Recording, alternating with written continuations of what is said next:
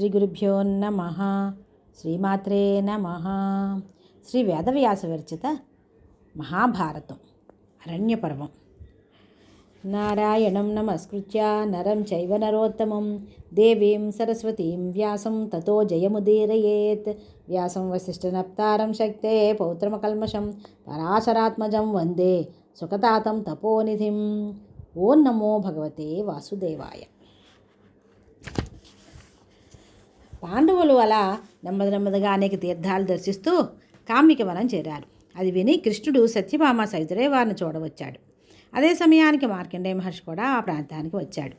మార్కండేయ మహర్షి అనేక విషయాలు చెబుతూ పూర్వరాజవంశగాథలు అన్నీ వివరించాడు. యుగధర్మాల గురించి చెప్పాడు. కలియుగ లక్షణాలు వివరిస్తూ, ధర్మనందన, ఈ యుగాంతంలో మానవులు మిథ్యావాదులు అవుతారు. వర్ణధర్మాలన్నీ చెడిపోతాయి. విప్రులు వేదాధ్యయనము యజ్ఞానుష్ఠానాలు విడిచే సర్వపానీయాలను ఆహారాలను స్వీకరిస్తూ ఉంటారు.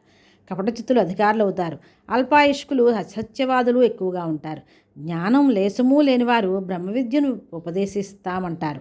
సుగంధ ద్రవ్యాలు వాసన లేకుండా పోతాయి. మనుష్యులందరూ మరుగుజ్జులు అవుతారు. ఆహార పదార్థాలలో రుచి ఉండదు. గడ్డాలు, శిరోజాలు, గోళ్ళు విపరీతంగా పెంచేవారి సంఖ్య విరివిగా ఉంటుంది. కామవాంఛ విపరీతంగా ప్రబలుతుంది. మద్యపానం ఒక విలాసం అవుతుంది. నాస్తికులు పెంచి పెరుగుతారు. పరాన్న భృక్కులు మితిమీరుతారు.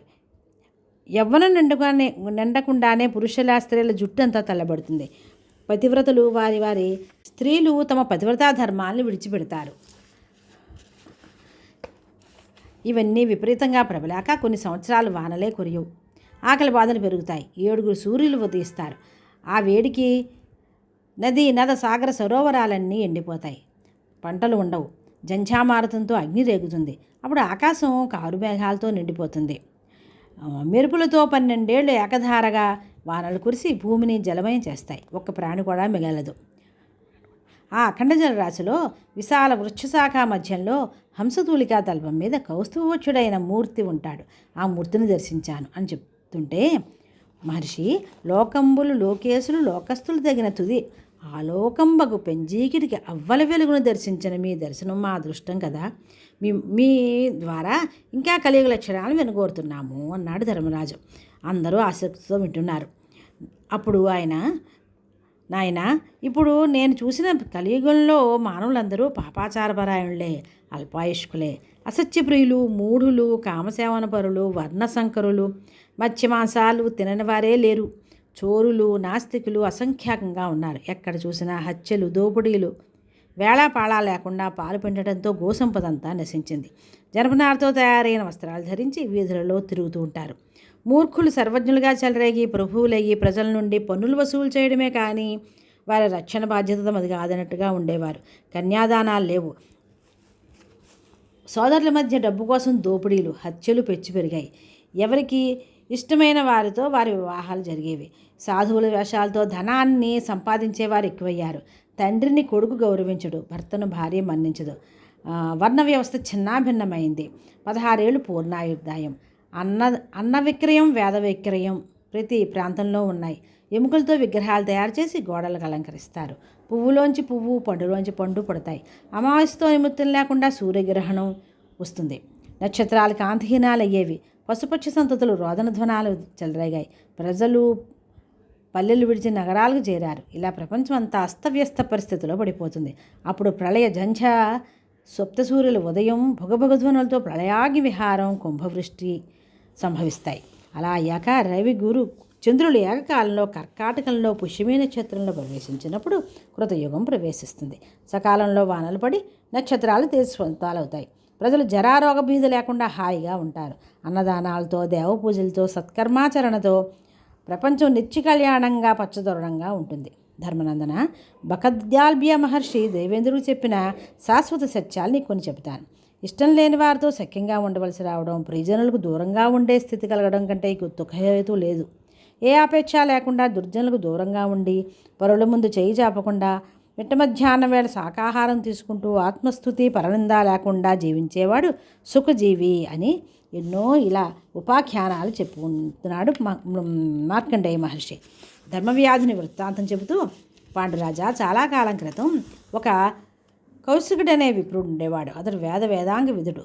తపస్సు చేసుకుంటూ భిక్షాటంతో వాడు ఒకనాడు చెట్టు కింద తపస్సు చేసుకుంటుండగా ఆ కొంగ రెట్ట విడిచింది. ఆయన కోపంతో కనులర చేయడంతో అది మాడిపోయింది. ఆ సన్నివేశంతో ఆయన మనసు చింతాకులమైంది. ఆ తర్వాత అతను భిక్షాటంగా బయలుదేరాడు. భవతి భిక్షాందేహి అని ఒక గడప దగ్గర నిలిచాడు. వస్తున్నా అని ఇల్లాలు రాబోతుండగా ఆమె భర్త పని నుండి తిరిగి వచ్చాడు. భర్తకు కాళ్ళు కడుక్కుని నీళ్ళిచ్చి సుఖాసనం మీద కూర్చోబెట్టి తృప్తిగా భోజనం పెట్టి తాంబూలం ఇచ్చి ఆయన విశ్రమించాక గడపలో భిక్షార్థి ఉన్న విషయం గుర్తుకొచ్చి అన్నం తెచ్చి పెట్టబోయింది. కౌశికుడి తీవ్ర క్రోధంతో నీ ప్రవర్తన మాకు నచ్చలేదన్నాడు. ఆర్య, స్త్రీకి పతిని మించిన దైవం లేదు కదా. ఆయన సేవానంతరమే ఏ పనైనా. అయినా తమ ప్రతాపం చూపడానికి నేను కొంగను కాను. భర్తను ఆరాధించి అందులోనే సర్వదేవతలను తృప్తిపరిచేదాన్ని. మీరు ఇంకా ధర్మ విషయాలు తెలుసుకోవాలంటే మిథిలా నగరంలో ధర్మవ్యాధుడనే బోయేవాడున్నాడు, వారిని అర్థించండి అంది.